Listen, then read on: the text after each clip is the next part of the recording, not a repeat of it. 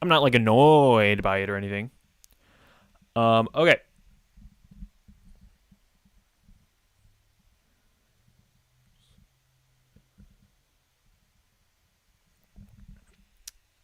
Okay. Uh, I think we're live on YouTube. Uh, and I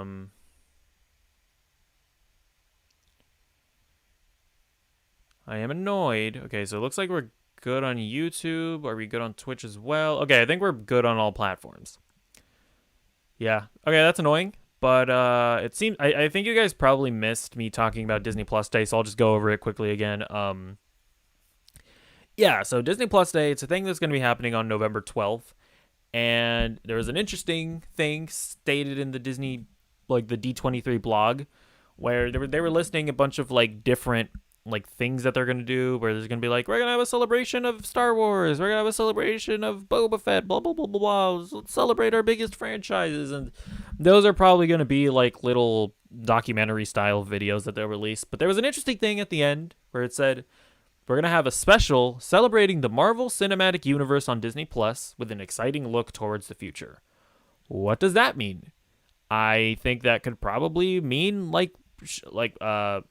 they'll show us something from the future shows, right? Like Miss Marvel. Maybe we'll get a second trailer for Hawkeye. Maybe we get something from Moon Knight or She-Hulk. Yeah, I think that could be really cool.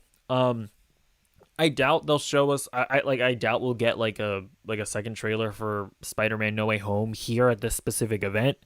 Around this time, for sure, we could get that, but I doubt we'll get like movie stuff at this specific event. But I mean, I could be wrong. But since this is like a Disney Plus thing, they're seeming to be committed to theaters, when it comes to their movies. I just kind of doubt it, but it's totally possible that we could. But yeah, what do you think about that? I think it's kind of interesting, and we'll just have to. It also could just be nothing, but we'll just have to keep our eyes peeled. Okay, next up, we're sticking with Disney, but we're moving on to Bob Chapek. Bob Chapek. He's a guy, he's basically been like he's the CEO of Disney, and he's been one of the guys that's been mostly like messing up as far as it comes to like the Disney Plus or the Scarlett Johansson and Disney lawsuit. He's kind of been putting his foot in his mouth a lot. And he's come out and basically said that did that Disney was in the wrong and that Scarlett Johansson was in the right. Well, we're gonna read through a bit of stuff from Deadline here, but I think it's all gonna be worth it. Disney has had a long history of having very symbiotic and cooperative deals with the talent. We will continue to. He added, without adding names, certainly the world is changing, and the talent deals going forward will have to reflect the fact that the world is changing. We're in a moment of time where films were envisioned under one understanding about what the world would be, because frankly it hadn't changed much. He said, remember, those films were made 3 or 4 years ago. Those deals were cut 3 or 4 years ago. Then they get launched in the in the middle of a global pandemic where that pandemic itself is accelerating a second dynamic, which is this changing consumer behavior. So we're sort of putting a square peg in a round hole right now, where we've got a deal conceived under a certain set of conditions that actually results in a movie that is being released in a completely different set of conditions. He added, so there's a bit of rest going on right now. Ultimately, we'll think about that as we do our future talent deals and plan for that and make sure that's incorporated. But right now, we have this sort of middle position where we're trying to do right by the talent. I think the talent is trying to do right by us, and we're just figuring out our way to bridge the gap. Ultimately, we believe our talent is our most important asset, and we'll continue to believe that, and as we always have, we'll compensate them fairly per the terms of the contract that they agreed to do with us. I mean, there you go. He's saying that the deals in the past with movies that were made 3 to 4 years ago are not in alignment with the release strategy that they've had to do because of the pandemic. basically just coming out and admitting that they screwed over Scarlett Johansson. I mean, what? Here's the thing. There's a reason why Disney wanted to go into arbitration.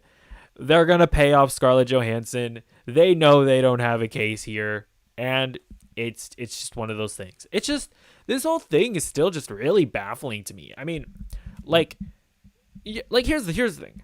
I don't begrudge movie studios for deciding, oh my gosh, we're in a pandemic. We need to, let's see if we can figure out some other release strategies in order to, make our money back. I don't blame them for that. Like, or honestly, even without the pandemic, like I don't begrudge a movie studio for saying, hey, I think streaming is the future. Let's see if we can go all in on streaming. Like, it's like, yeah, as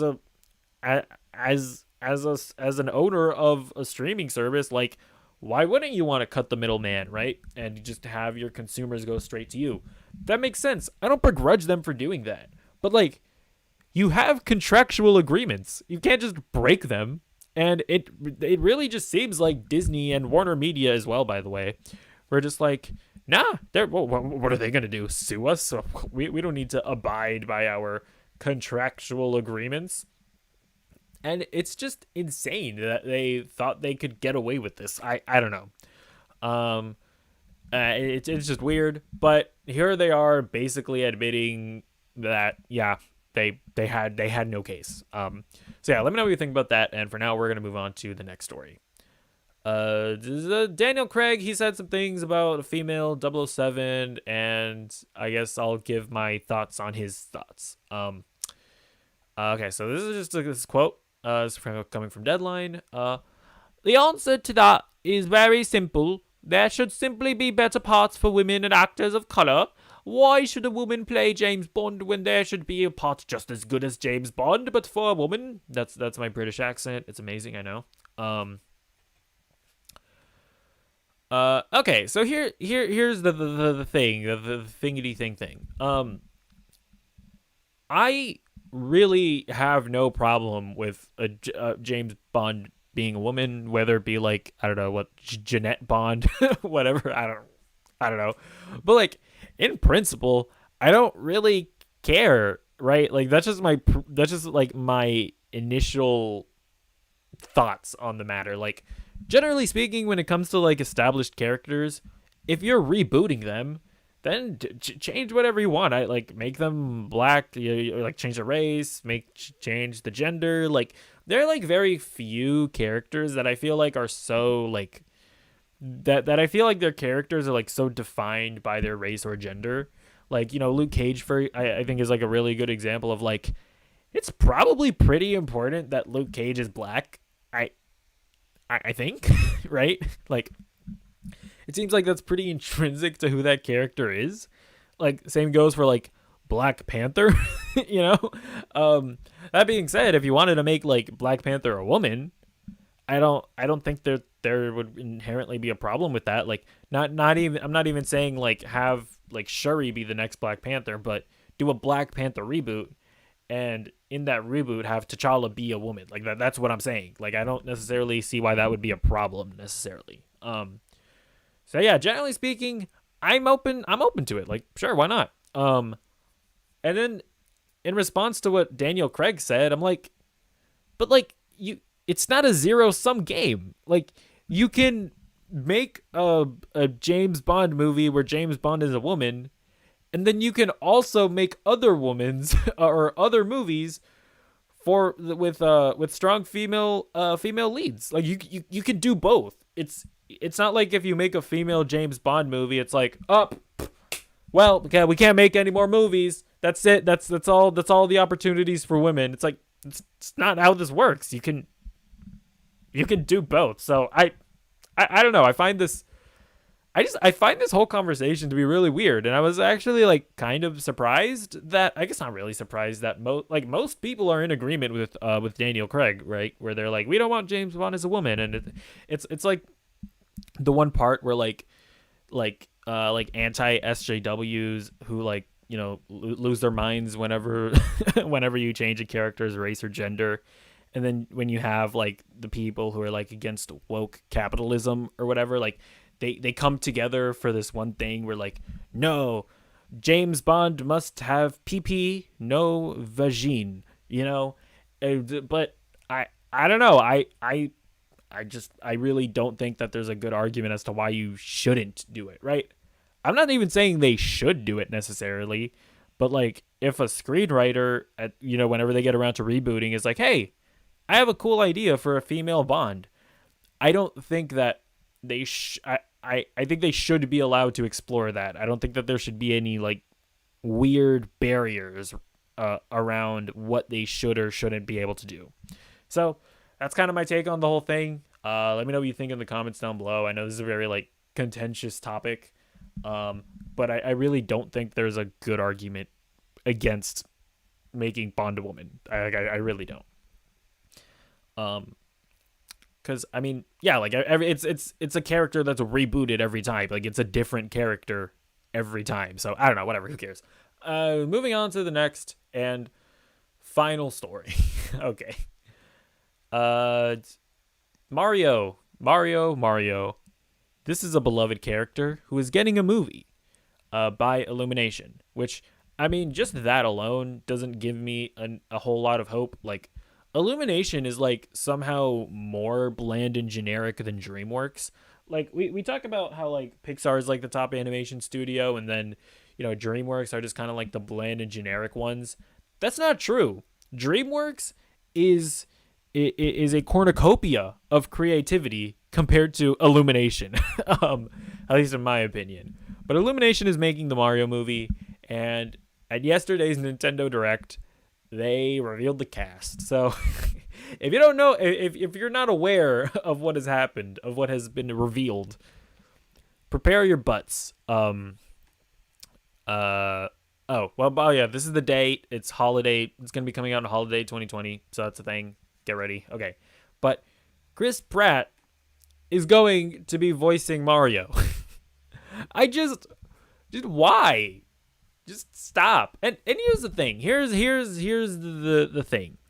I recognize that there really isn't like a ton to mine from Mario when it comes to making a movie and like telling like a compelling story with the character. Like there's really not a ton to mine from. Like, I know they have, like, the RPGs or whatever, but even still, like, are you going to really draw from, like, a niche RPG when you're making your big movie? Like, what I'm saying is that I get that you're going to have to do, like, you're going to have to take some creative license with the character. But Chris Pratt, like, I can't think of a more boring option to voice Mario. Like, at least get an Italian. Like, what are you doing? Okay, but anyways, everybody's, and I'm not going to lie.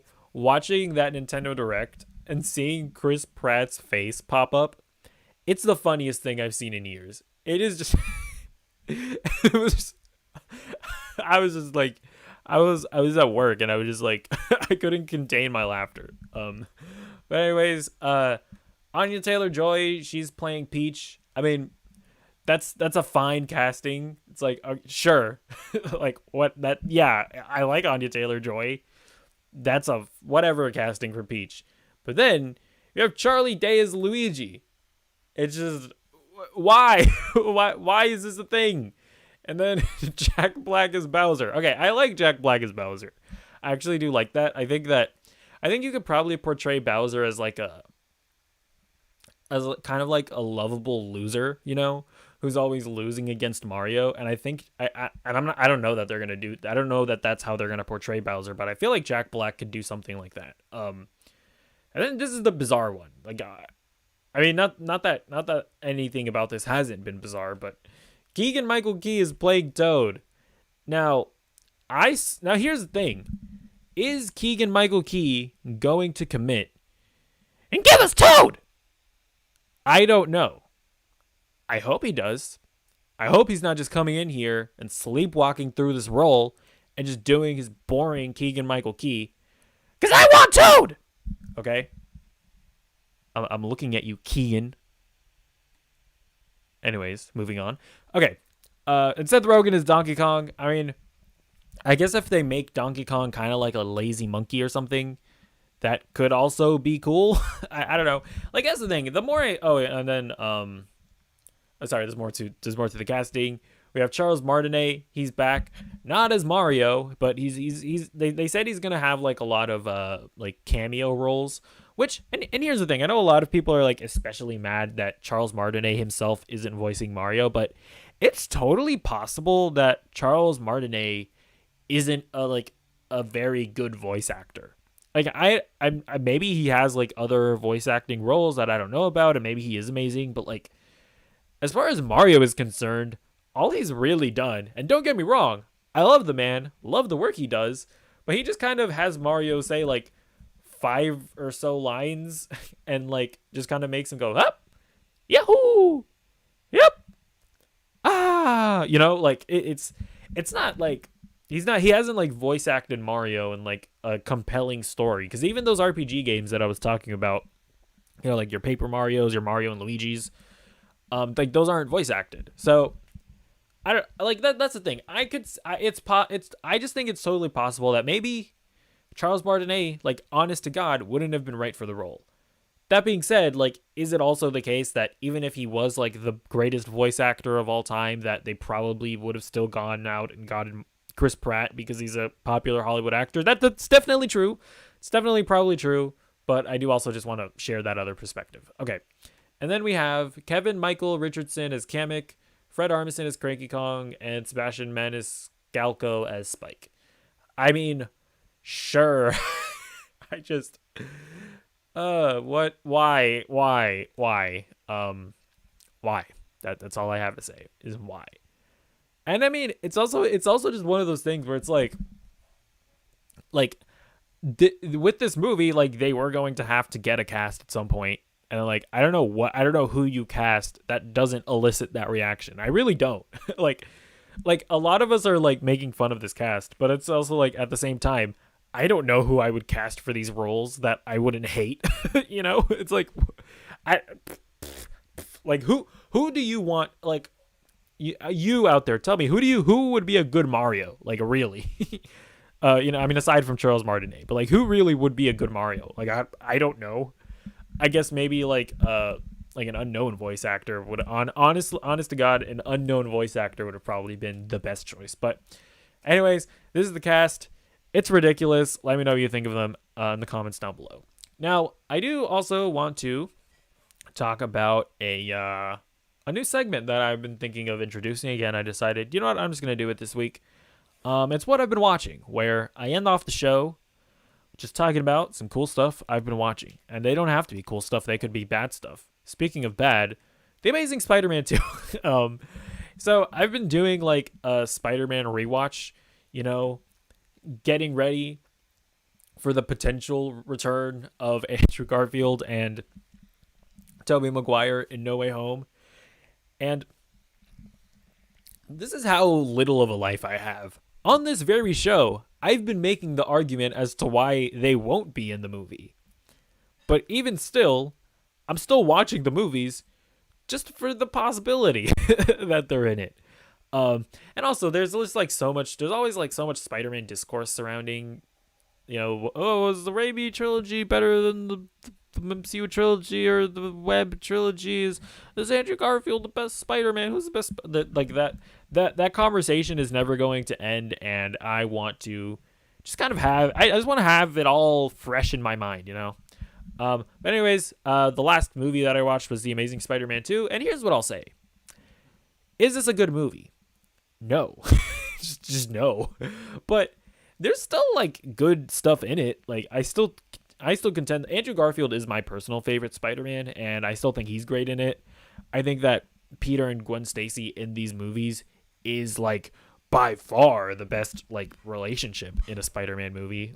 Way better than Kirsten Dunst and Tobey Maguire, and even better than Tom Holland and Zendaya. I think that Andrew Garfield and Emma, what's her face? Emma Stone. I was about to say Emma Watson. No, Emma Stone. They just have the best chemistry. They're also given the best material to work with. So I just absolutely adore their relationship. So I mean that alone honestly carried me through this movie. But then again, I still think I think this might be my favorite just Spider-Man in any movie. like I think that Andrew Garfield really fell into the role as far as like the snarky, quippy Spider-Man. You know, I love the I actually do really like the suit, especially like when he's like it feels like real, you know, like when he's like falling from the sky, like you see the suit like ripple. You see like the fabric move around like you're like it's moving really fast and stuff, just like little details like that I think just feel really cool. And um and yeah, then you have Electro, and he's not good. You have Dane DeHaan as Green Goblin, not good.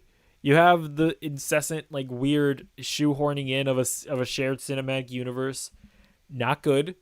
I'm not gonna lie, all those things do bring the movie down to not being a good movie. But I can't say any of that stuff was boring. Like it was kind of like watching a train, like a train wreck or like a car crash. Like you can't look away. Um, but yeah, I'm not gonna sit here and say it's a good movie, but I will contend that there are things to like about it and that it is still entertaining. um, if nothing else. Okay. And then the other thing I watched was What If episode 6. I thought this episode was cute. It was fine. I think overall my thoughts on What If are that it's it's just kind of a meh series. Like it's kind of like Loki for me, where oh hello, Mandingo Rebel. Okay, that's not a real person. Okay, um, at least I don't. If you're a real person, then I apologize. I didn't mean to. It seems like one of those scam like comments. Uh, so if you're real, I apologize and say something else. You know, um, but that seems like a scam comment. Okay, but yeah, What If episode 6? It's just it's a cute episode. I enjoyed it, and like if this were like if What If had been like amazing from 1 through 5, and this is like the one episode where it was like, oh, it's a cute little episode where Thor is having a party on Earth, I would have been like, oh yeah, cool. Like I would have liked it for that. But considering that the show has just been kind of mediocre this entire time with like one standout episode really, and then we're at episode 6 where things should be ramping up as far as excitement goes, and this is what we get. Yeah, not can't say I'm too impressed. But I mean, again, it wasn't bad. It's just like it was okay. And in the scheme of What If, like this just isn't what I want at episode 6. But yeah, I'll probably do a deeper conversational video about What If at some point. But yeah, much like Loki, I just think that it had like an incredibly interesting premise, and like in each episode of this has an interesting premise, and it's just not doing much with it. So there we go. And the last thing I watched was the first episode of Star Wars Visions, which it's called The Duel, and I really liked it. It's kind of like I have a feeling that this show is probably going to end up being what If should have been. And I should say, like, my biggest problem with a lot of the episodes of What If is that they only have 30 minutes, and the stories that they're trying to tell are just too ambitious to tell in that time frame. And I think the best episode of What If was the Doctor Strange episode, where it was like, okay, we have 30 minutes, let's tell a story in 30 minutes. And this episode, The Duel of Star Wars Visions, it does the same thing. It's like we don't even have 30 minutes. We have 15 minutes. Let's tell a 15-minute story. And I think it worked really well. I think it looked beautiful.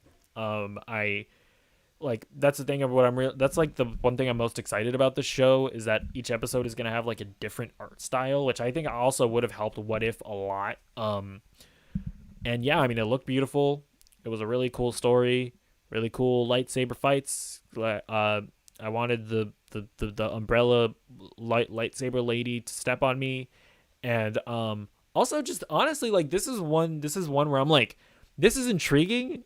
I want more of this, and I'm like bummed out that that we're not getting more of this, because this guy seems cool. He seems like a dude who, like a Force user who's not a Jedi but is like hunting Sith, because you saw I guess I should have said spoiler alert. Okay, at this point, hopefully you've clicked off out of anger if you if you don't want to be spoiled. But he has like these like kyber crystals or whatever, seemingly from Sith that he's hunted, and I'm like, that's cool. And this is all we're seeing of this, which kind of sucks. But yeah, I really liked it, and I'm excited to watch the rest of Star Wars Visions. Okay, that is going to be it for this episode of Nerdy Movie News Roundup. Let me know what you thought about any of the stories that we talked about today. And yeah, goodbye.